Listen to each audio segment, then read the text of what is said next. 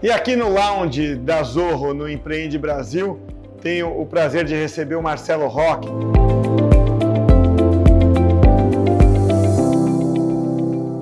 Tenho o prazer de receber o Marcelo Roque, que é fundador e CEO da Preço Certo, empresa que ajuda os empreendedores a trabalharem com um detalhe na empresa chamado grana, receita, lucro, caixa. Tudo bem, Marcelo? Obrigado por aceitar o convite para vir aqui. Eu que agradeço o convite, também é um prazer estar aqui com vocês hoje, Cássio.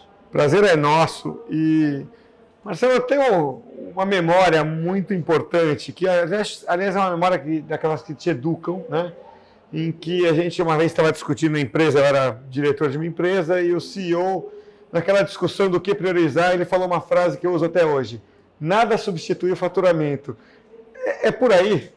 Olha, eu gosto de dizer que nada substitui o faturamento quando ele dá lucro e gera caixa para a operação. Certo. Faturamento por faturamento, né? Eu gosto de dizer que é quase que uma doença quando ele não é bem controlado. Às vezes a gente tem muito empresário, muita empresária que está muito preocupado em fazer uma venda e não necessariamente está se importando em botar dinheiro no bolso, né? A gente vê constantes guerras de preço, né? Principalmente quando a gente fala do varejo online, ou até mesmo do varejo físico, né? Ah, não, o meu concorrente está praticando um determinado preço. Ah, não, o meu fornecedor aumentou um pouco o preço de compra, mas eu não posso repassar isso para o meu cliente final. E muitas das vezes com as pequenas taxas, né, que estão envolvidas nesse processo, eu vou vender num determinado marketplace, eu vou vender num determinado canal. O componente precificação ele se torna um elemento quase que secundário na operação do dia a dia. E quando se vê no fim do dia, você gera o faturamento, você faz a emissão da nota fiscal, mas o dinheiro que sobra, muitas das vezes, não é aquele dinheiro que a gente imagina. E é aí que mora o perigo. Contar somente com faturamento é literalmente lidar com o ego de que você tem uma empresa que fatura X, Y, Z. O grande X da questão está na tua capacidade de fato conseguir atingir essa meta, garantindo que você vai ter uma margem, um lucro final no fim do dia que seja bom para o negócio como um todo, né? É incontestável isso, não tem como ir contra o que você está falando, né? O lucro está fácil entender. Quando você fala o caixa, né, tem que gerar caixa. Então, vê se eu entendi direito. Você tem que ter um dinheiro ali que pinta uma pandemia ou algo do tipo, ou um problema pontual do seu mercado ou da sua empresa, que você possa se garantir por um tempo. Que tempo é esse? Existe um fator ali que te permita calcular? Olha, uma coisa que a gente aprendeu na pandemia claramente é o quão as empresas estavam despreparadas para poder sobreviver a um cenário de caos. Uhum. Em média, as empresas brasileiras, empresas norte-americanas, etc., elas tinham uma média de 24 dias de caixa 24 que elas dias. Conseguiriam sobreviver sem ter venda nenhuma. 24 dias. Quando você pensa em 24 dias de caixa, significa assim, eu fechei minha porta, não tenho venda nenhuma, eu aguento 24 dias contados até de fato eu chegar e falar, cara, eu vou quebrar. Não é à toa que a gente vê um cenário ali de milhões de empresas quebrando durante essa estrutura de pandemia. E, cara, tudo isso está vinculado ao quê? O erro do capital de giro, né? E quando a gente fala do capital de giro, eu não estou falando daquele dinheiro que você vai pegar emprestado no banco. Eu estou falando da reserva de caixa que você tem que ter dentro da tua operação para você lidar com o prazo de pagamento de fornecedor, para você lidar com o tempo de estoque de produto que você precisa ter, ou de serviço que você vai prestar dentro de um determinado cliente, né, dos insumos que você vai precisar para prestar um determinado serviço. Estou falando do prazo de recebimento que você tem dos seus determinados canais de venda, ou os teus clientes que você está vendendo.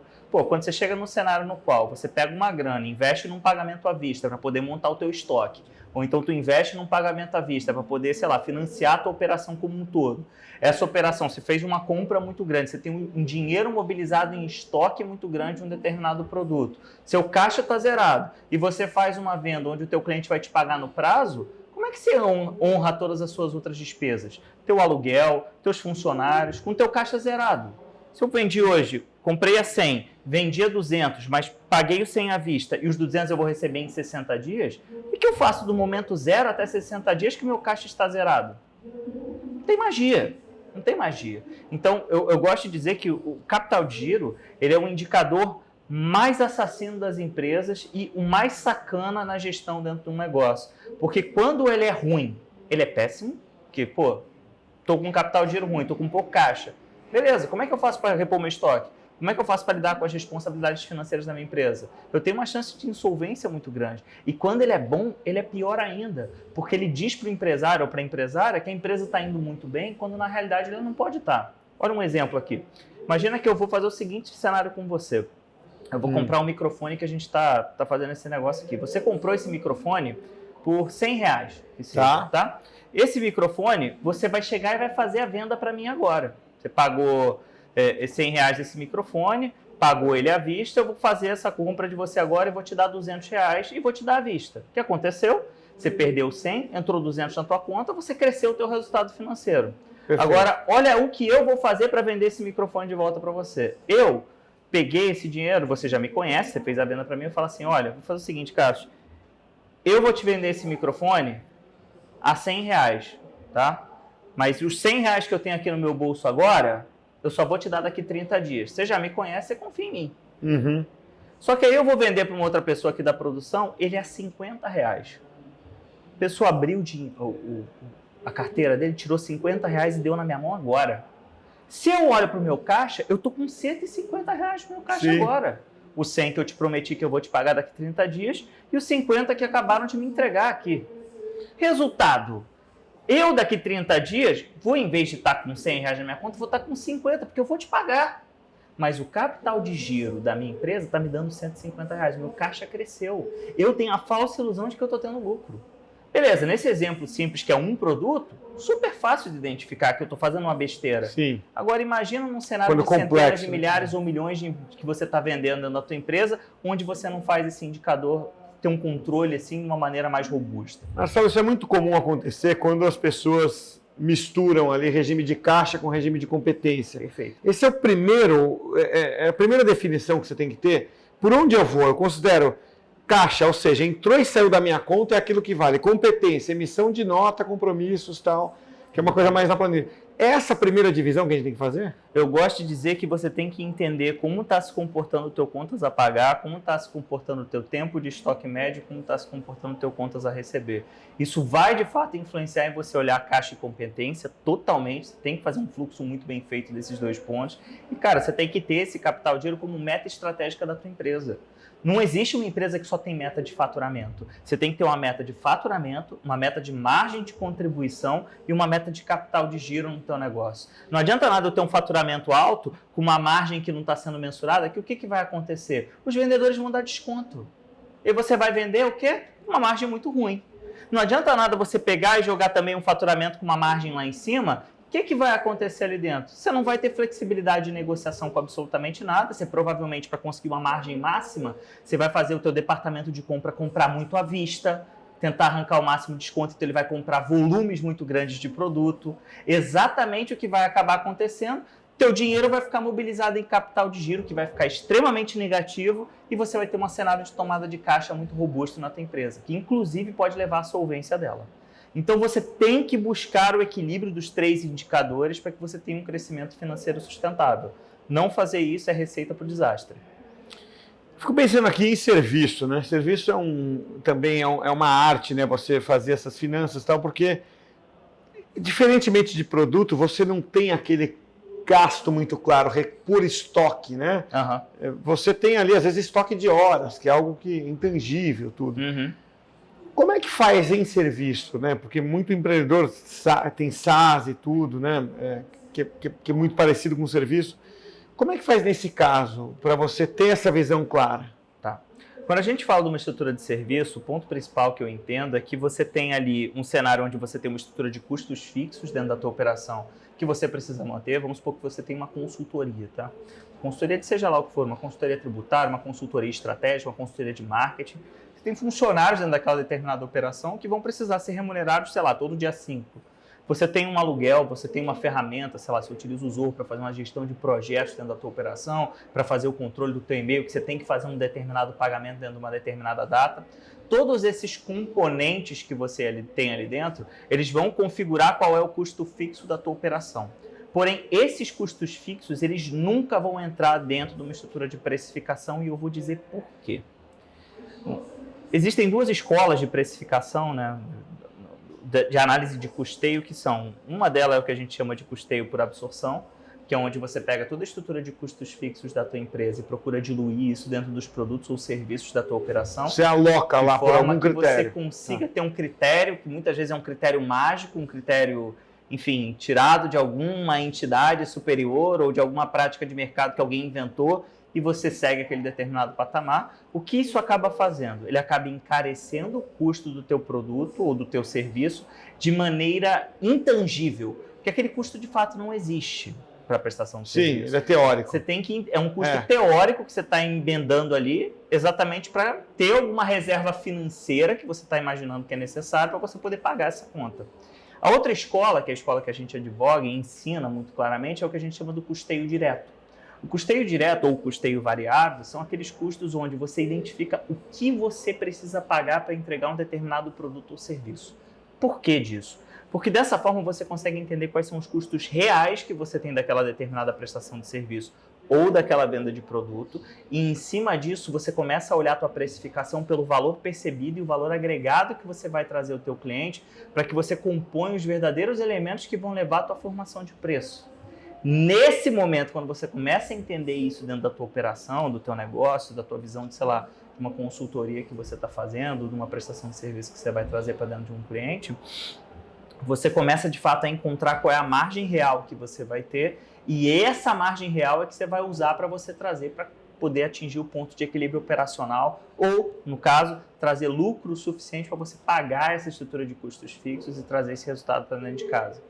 Essa análise, ela traz a precificação como uma visão mais estratégica do negócio. Por que eu vou desdobrar e perder tanto tempo hoje fazendo um planejamento estratégico, fazendo uma estratégia de brand, fazendo um modelo que eu estou querendo desenhar a minha empresa para ser uma empresa multibilionária, e chega na hora H de eu fazer meu preço, eu boto numa planilha em 2 minutos e tento cuspir um preço do outro lado, sem entender quais são as variáveis que estão ali por trás? Cara, se você faz planejamento estratégico para uma empresa, o planejamento estratégico que você vai fazer para uma lanchonete de esquina é diferente do planejamento estratégico que você vai fazer para uma empresa de tecnologia de alto porte, que tem um fundo de investimento por trás. Você tem fatores ali que, por mais que você tenha uma diferença de homem-horas que às vezes seja pequena, ou uma diferença de homem-hora que vai ser, se você fosse fazer o cálculo, né, de custo ali pequeno na hora, fosse ser um negócio que não estaria uma diferença de preço, a estrutura de valor percebido que está por trás disso te permite trazer uma precificação melhor. É o que eu sempre falo, um negócio ele sempre vai ter 3 tipos de oferta. A primeira oferta é o que a gente chama de oferta geradora de tráfego, que são aquelas ofertas onde você vai ter uma margem de contribuição menor, você vai ter uma guerra de preço, muitas das vezes, naquela determinada venda. Então, vamos pegar um serviço aqui, sei lá, uma doceira. Uma doceira que vai vender brigadeiro, ela não vai conseguir inventar no brigadeiro tradicional um negócio que ela vai cobrar um preço muito alto. Ah, não, eu vou fazer um brigadeiro aqui tradicional que todo mundo faz, eu vou cobrar R$5 a unidade. Ela não vai conseguir vender. Não vai. Porque a média de unidade é R$1,50, R$1,10. Então, ali ela vai ter que trabalhar um preço menor. Em paralelo, ela pode ter um outro, que é, sei lá, no caso aqui, o nosso complementador de venda. O complementador de venda, eu vou ter já doces que são doces um pouco mais complexos, um pouco mais rebuscados. Um brigadeiro de leite ninho. Eu vou trazer aqui um brigadeiro de morango, alguma coisa que seja diferente do status quo que muita gente hoje está fazendo e que outros não necessariamente estão, que vão me dar um poder de margem um pouco maior. Mas se eu quiser, de fato, trabalhar a margem de contribuição da minha empresa e a precificação da melhor maneira correta, eu tenho que ter um maximizador de lucro na minha operação. Tá. Eu tenho que ter um produto que é brigadeiro de chocolate belga da marca tal. Você vai lá encontrar uma determinada marca muito robusta que você vai trabalhar, ou então uma invenção, brigadeiro de uísque com chocolate belga. Cara, você consegue trabalhar, enquanto você está vendendo a R$1,10 um determinado brigadeiro nesse ponto, esse outro de chocolate belga com uísque, menta, não sei o quê, você consegue trazer ele a R$3, R$4, R$5, e aí você maximiza o teu resultado financeiro, só que vai procurar em todos os outros doceiros ou doceiras da região se alguém está fazendo esse brigadeiro de uísque e chocolate belga. Porque você tirou o elemento da concorrência imediata, você diferenciou a tua oferta. Uhum. Então, o poder da precificação real, independente se você está no serviço ou se você está no produto, é a tua capacidade de entender que você precisa ter essas 3 ofertas dentro da tua operação e que essas 3 ofertas precisam ter modelos de precificação distintos, margens distintas e agregar uma questão de visualização do valor final que o cliente vai ter, que sejam únicas. Quanto mais diferenciado for um produto ou for um serviço, a tendência natural é que o teu poder de precificação seja maior, o valor percebido do cliente final também. E, cara, quem tem poder de preço no fim do dia tem mais lucro. Marcelo, para a gente fechar aqui, eu queria traçar o estereótipo do empreendedor aqui, que acho que não vou errar por muito, não.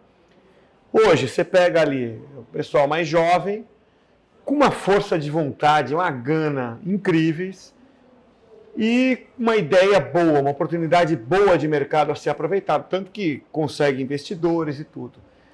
Então, esse o perfil, não é a pessoa que se preparou para gerir, necessariamente. Tem casos que sim, mas então estou bem estereotipando aqui, não me levem tão a sério nesse momento. Por isso, vem minha pergunta. O que essa pessoa deve fazer? Porque não cuidar do financeiro não é uma opção. O que funciona mais? Se desenvolver, com o risco de atrapalhar um pouco aquele lado empreendedor, ou delegar isso? O que você acha? Ou uma terceira resposta que eu não estou imaginando aqui. Eu gosto de dizer que, se a gente fizer a analogia do nosso corpo humano, né, o crescimento desenfreado e desestruturado dentro de uma célula, dentro de qualquer sistema, é o câncer. Enorme, é o câncer. E uma empresa, quanto mais ela cresce, mais desenrolada ela está a nível de ter bons processos, de trabalhar uma boa estruturação. Você não precisa começar tendo uma disciplina financeira de uma multinacional sendo uma empresa pequena. Mas você precisa fazer o exercício que é o beabá. Sim. Será que esse dinheiro que eu estou entrando é o dinheiro que eu posso usar ou não? Está sobrando lucro ou não está? Né? A capacitação, ela é um elemento inegociável para qualquer empresário ou empresária. Quem acha que é empresário ou empresária, empreendedor ou empreendedora, simplesmente porque tem uma boa ideia e quer sair fazendo isso sem buscar o preparo necessário, é o que eu gosto de falar, perigoso, que é o aventureiro. É. Corre o risco de perder dinheiro dele, perder dinheiro da família dele ou dela, exatamente num processo que é um processo, muitas das vezes, leviano. Né? Não é difícil você abrir uma empresa. Essa é a realidade. Não é difícil você ter uma ideia de um negócio. Uhum. Agora, construir, de fato, uma operação que vai ser lucrativa, que tem capacidade de crescimento, tem capacidade de geração de lucro, de multiplicação de resultado e rentabilidade, isso é uma tarefa para poucos. Para poucos. Eu canso de pegar casos, a gente teve casos de clientes aqui que a gente pegou de um cliente em particular, ele tinha lá 1 milhão de faturamento mensal, com 8 mil reais de lucro dentro da operação só. Pô, quando você tem 1 milhão de faturamento mensal e você faz o fechamento da tua conta e tem 8 mil reais de lucro na tua mão, você está fazendo alguma coisa errada. Praticamente, isso para um negativo de 200 mil também é um pulo, né? Exatamente. E assim, a gente fez um trabalho junto com ele, né, ele usando ferramenta nossa, vendo conteúdo nossa, etc. A gente conseguiu trazer esse 1 milhão dele, com 8 mil de lucro, para 800 mil de faturamento, com 85 mil de lucro. Tá. É aquilo que eu falo, você fazer pequenos ajustes dentro da tua operação, que às vezes deixar, no caso dele, por exemplo, deixamos de vender uma linha de produto, que era uma linha de produto só tomava caixa, desviava o foco dele e trazia prejuízo para a operação. Uhum. Quando você começa a entender esses pequenos pormenores que você tem que trazer para dentro desse negócio, você começa a identificar dentro da tua operação pequenas ações que vão fazer com que a tua empresa ande para frente. Você não está preocupado em encontrar qual é o toque de Midas que vai fazer você ficar multimilionário da noite para o dia. Você está preocupado em fazer pequenas ações que são ações positivas para o teu negócio, que vão de pouco em pouco melhorando 1, 2, 3, 4, 5% do teu negócio. E isso está intrinsecamente ligado à tua capacidade de buscar uma capacitação, de você buscar trazer esse entendimento para dentro da empresa.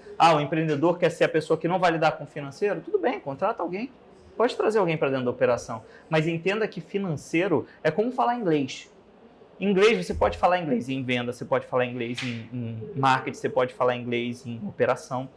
O financeiro é um desdobramento do planejamento estratégico. Não adianta eu falar, eu vou criar a maior empresa do Brasil. Faço a pergunta para você então, qual é o faturamento da maior empresa do Brasil? Quanto de lucro ela vai te pagar como acionista? Quando você opta por abrir um negócio, isso é como se você estivesse pegando dinheiro e colocando dinheiro dentro de uma poupança, ou colocando dinheiro dentro de uma aplicação financeira. Sim. Se você vai me dar o dinheiro para uma aplicação financeira, qual a primeira pergunta que tu me faz? Quanto vai render? Quando vai render e em quanto tempo? É, isso aí. Beleza, se você vai render 12% ao ano, eu espero que a empresa que eu vou colocar, que eu vou estar tendo um risco gigantesco, me gere 27%, 30% ao ano, pelo menos para valer a pena. Porque senão, cara, é mais fácil eu não fazer nada. Então, se você trata a tua empresa com a levianidade de falar, beleza, eu não estou preocupado em saber a rentabilidade do negócio, cara, nem abre. Sinceramente, vai trabalhar com alguma empresa que está preocupada com isso, vai aprender com essa galera, se prepara para então começar.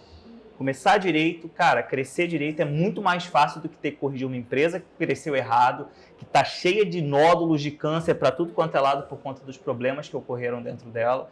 E, cara, muitas das vezes isso traz uma exposição não somente para o empresário ou para a empresária que está à frente do negócio, mas de todas as pessoas que estão à volta, né? Desde família, desde mulher ou marido, desde filhos, né? Então, enfim, eu considero que é uma decisão que não pode ser leviana, é uma decisão que envolve uma busca por capacitação constante, de aprimoramento, e que não necessariamente é o trabalho de uma pessoa só, pode ser um trabalho de várias, mas que todas têm que ter uma visão muito clara. A empresa tem que ter lucro, a empresa tem que ter caixa, a empresa tem que ser rentável. Marcelo, eu quero te agradecer muito aí por dar essa aula e essas instruções, né, para o empreendedor que queira ser completo, né? E obrigado por parar um pouquinho aqui, interromper um pouco do seu networking para vir aqui conversar com a gente. Obrigado, viu, Marcelo? Foi um prazer, Cássio. Muito obrigado pelo convite. Foi um prazer estar aqui com você hoje. A gente conversou com o Marcelo Roque, a preço certo. Até a próxima, hein?